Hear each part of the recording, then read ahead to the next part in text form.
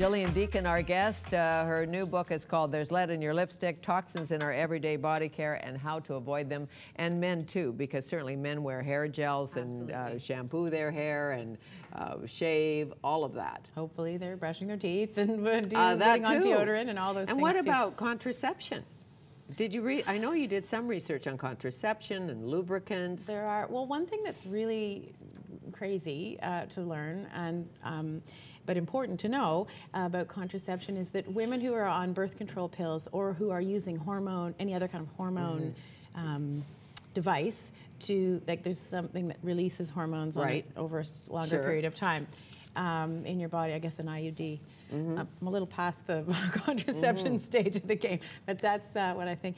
Anyway, when you urinate into the toilet and that goes into the water stream, those hormones are going in there as well and having impacts on the fish and, and again, wildlife the food chain. In the water. Yes. It's so much to think about. Every one of our actions has all these consequences. I know, but that's a lot to think about. And some people just would like to live the life of, you know, it's just too fun and too short to worry about all of this. I simply can't be bothered. That's true. A lot of people say this is this is too much. And you know what? I think everyone has to make their own decisions. I do think though that the chickens are coming home to roost. We're starting to see, every time I do a talk and there's 1,000 people in an auditorium, and I say, put up your, I get to the part of my talk where I'm talking about the links to cancer and, you know, infertility and learning disabilities and all these things. I say, put up your hand if you know somebody or in your close circle who's experienced one of those things, and every hand in the room goes up. I mean, it's every day, everywhere I speak. So it's really, we're starting to see that the numbers are so out of whack in terms of the incidence of well, you and I, look at the two of us sitting here, both having gone through healthy as cancer. horses now. Healthy as horses but now. had the little, did the little cancer dance. So. Formaldehyde in nail polish. I think the nails are dead, right? I'm not sure. Your cuticles are alive. I think your nail is I guess you're right. Your nails are dead, but they're attached to your skin. I mean, they're not like. That's true. They're not like sort of pack up attachments that we can pick up on. But they are making polish now formaldehyde free. Yes, you can.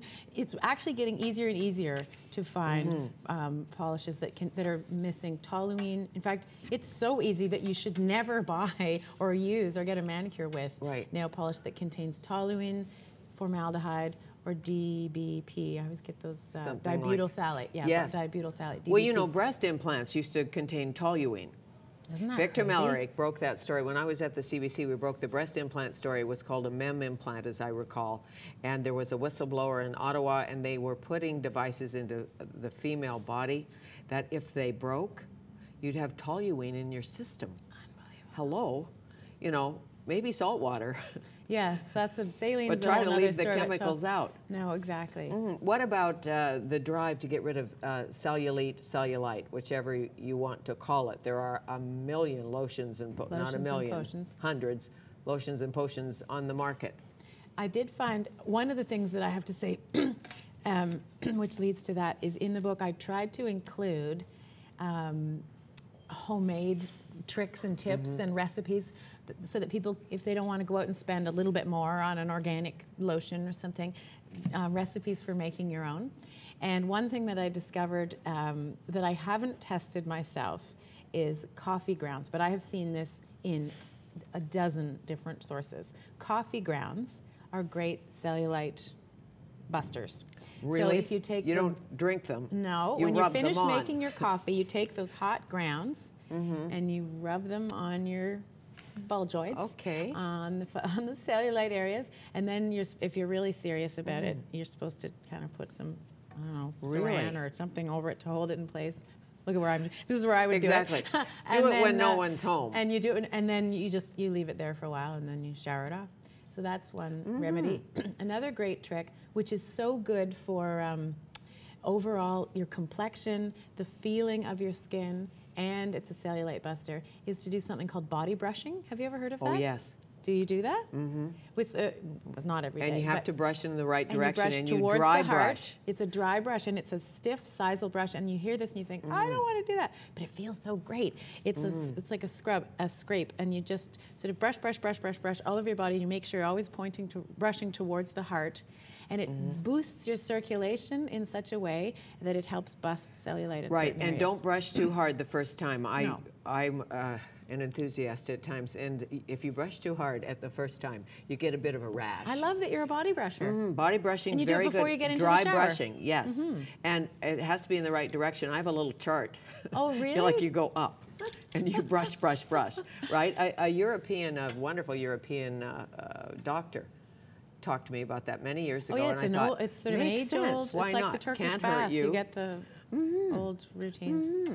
So that would even be more fun to go to the hammam and get brushed. But if you can't go to the hammam every day, yourself. No. What do you think about all these nutraceuticals? There's like skin pills and all of that. Did you research that at all? I didn't research a lot of that in the book. Call me an old-fashioned gal. I'm a little bit sort of generally skeptic. I don't want to sort of speak out of turn because I haven't done a ton of research in this. I take a lot of vitamins myself after I work with a nutritionist who's a specialized cancer researcher, and that sort of orthomolecular science I think is really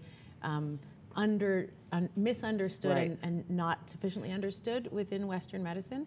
The idea that so I'm in menopause after breast cancer treatment. A lot of people talk about the hot flashes with menopause. I don't have any hot flashes because I take magnesium, and magnesium is a muscle relaxant, so I don't get all the. Anyway, I think there's lots of.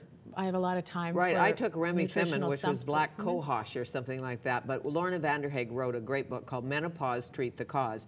And so much of her work is focused on hormone imbalance in males and in females. So know what your hormone balance is, and before you take a drug or anything, get it checked. Yes. Why not check the mercury in your body? Can you do that with hair analysis? You can. You can go to a naturopath and get through hair samples, and they can do blood work too, and test for all kinds of heavy metals and mercuries, and you can get your kids tested because they often, poor little things, haven't had a fair shot, but they're breathing in all these chemicals too, and they may be exposed to products. Well, and now we're slathering sunscreen on our children and on ourselves. Okay, that's because the summer season is upon us or around the corner, and sunscreen is such an important one to talk about because so the way we've been doing it is slathering ourselves in sunscreen because we think that's the best way to protect ourselves. But that does two things. One, we're using chemical sunscreen. That's why it says wait 30 minutes before going out into the sun after applying it, because that's how long it takes for the chemicals to soak into your body and start to take a chemical effect. A physical sunblock is one that's got minerals in it. So sometimes they're not always, but sometimes they're a bit more whitish when you put them on. It's because it's a physical barrier. And it's, so a mineral sunblock is what you want to use. Okay, it's not like zinc we used to put on our nose when we skied. Some of them have zinc or titanium in them. That wouldn't be all that attractive. No. And now they're not, you don't have to have a Casper the Friendly Ghost look when you put sunscreen. But the most important thing about sunscreen, and the latest research, which I did put in the book, is from vitamin D experts that we're realizing now that we're so, especially in Canada, we're so undersupplied, very much so. But with vitamin D. So the best thing you can do, and I do this with my kids as well, is you send them out the door in the morning for 20 minutes without anything on. There's no sunscreen at all.